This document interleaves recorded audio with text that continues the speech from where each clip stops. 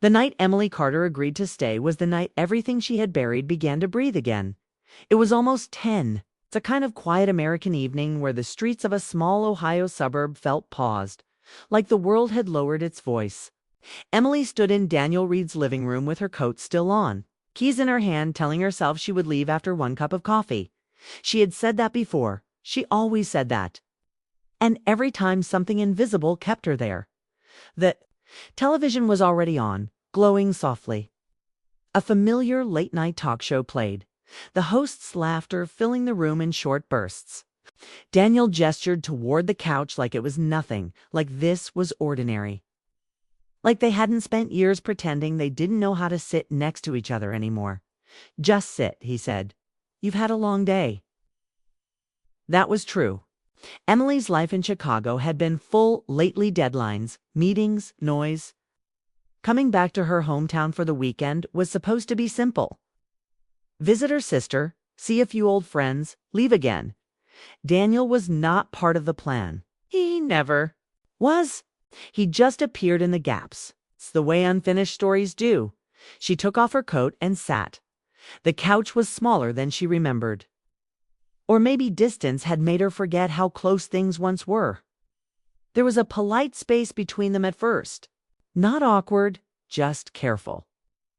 Two people who knew each other too well, pretending to be casual. Emily focused on the screen, but her attention slipped. She noticed the faint lines near Daniel's eyes, the way his hair was cut shorter now. He looked steadier, quieter, less like the man who once talked about dreams until 2 a.m., more like someone who had learned how to live with disappointment. She wondered what he saw when he looked at her. Someone who left. Someone who chose ambition over comfort. Someone who broke something without meaning to. The show changed. Commercials played. Time moved forward without asking permission.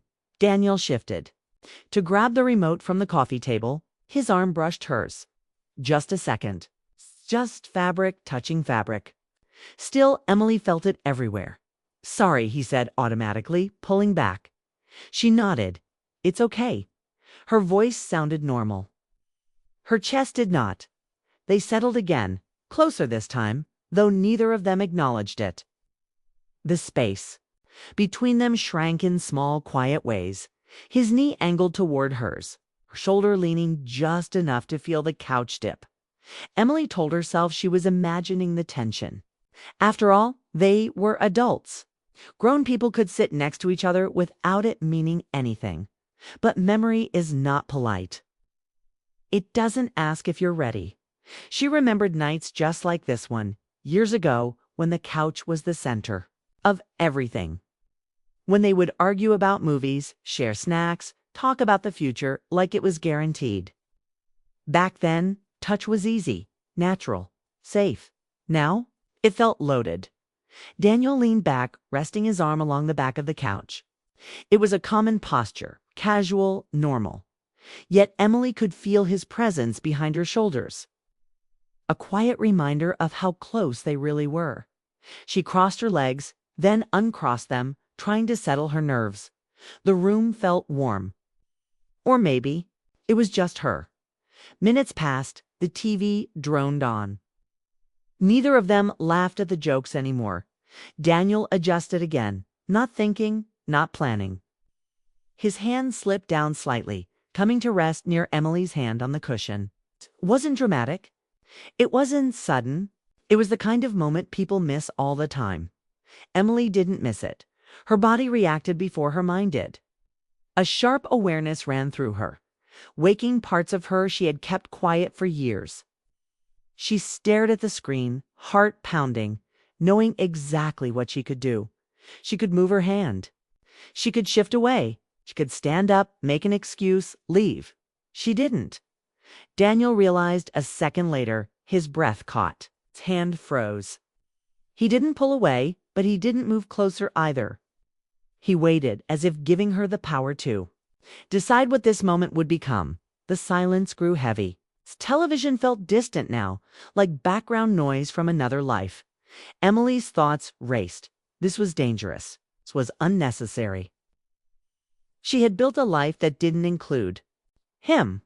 She had learned how to function without these moments, without this confusion, and yet, sitting there, she realized how tired she was of pretending she felt nothing. Her fingers twitched, but she kept them still. The air between them felt charged, like something unspoken had finally surfaced. Daniel shifted slightly, careful not to break the fragile balance. "Emily," he said quietly, then stopped. She waited. "I didn't mean," he sighed. "If this is weird, just say it." She swallowed. "It's not weird. It's honest." That surprised her. They didn't look at each other. Looking would make it real. Touch was already enough. Emily thought about all the reasons she should end this moment. The past, the hurt, the choices they had made. But another thought pushed through, stronger and simpler. What if this was just two people acknowledging something that never really ended?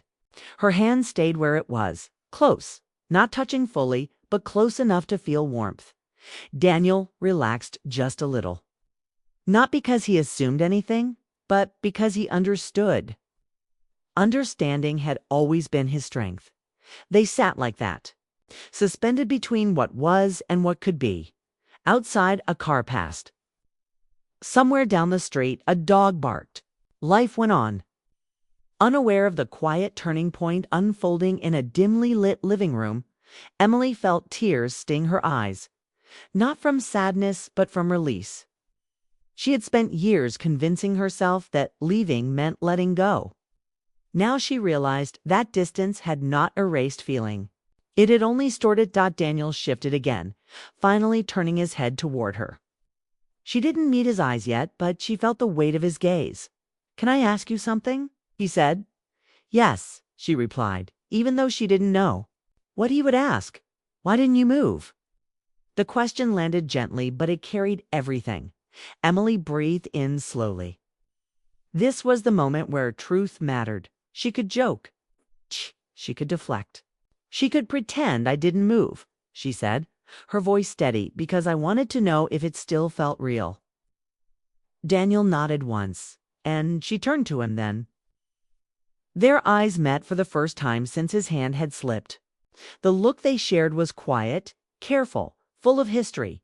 "It does," she said. Something softened in his face. Relief, maybe, or recognition. They didn't close the distance. Not yet. This wasn't about rushing. It was about admitting something. They had both carried alone for too long. The television continued to play. Ignored completely now. Emily knew this night would change things, even if nothing else happened. Even if she left in an hour. Even if they decided to keep their distance again.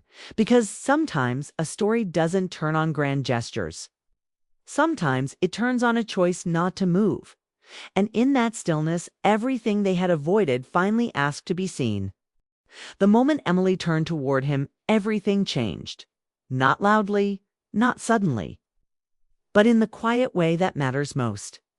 Daniel Reed felt it before he understood it, the shift in the room. The way the air seemed lighter and heavier at the same time. Her eyes met his, steady and unsure, and in that look was the truth they had both been avoiding. This was not an accident anymore. This was a choice.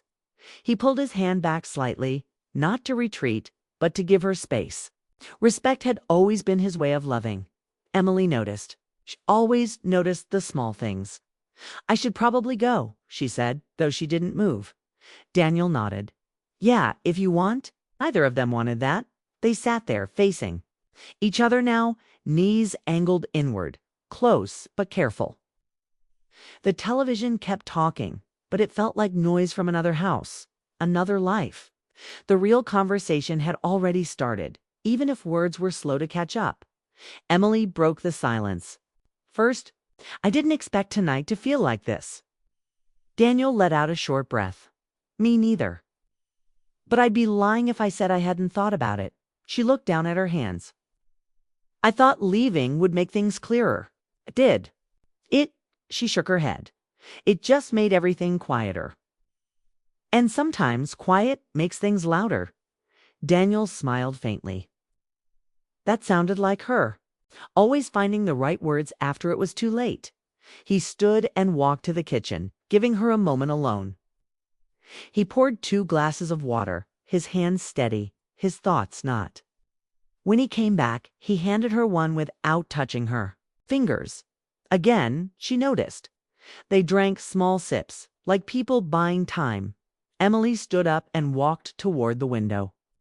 Outside, snow had started to fall, slow and soft, covering the streetlights in a gentle blur.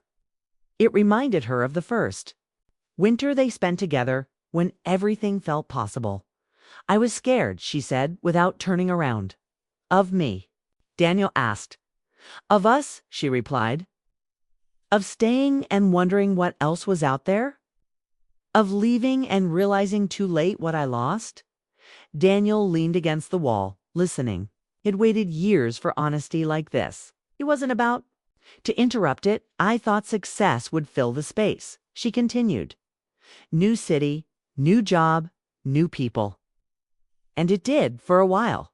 But at night, when everything slowed down, I still thought of this couch, this house, you. Daniel felt the words settle deep.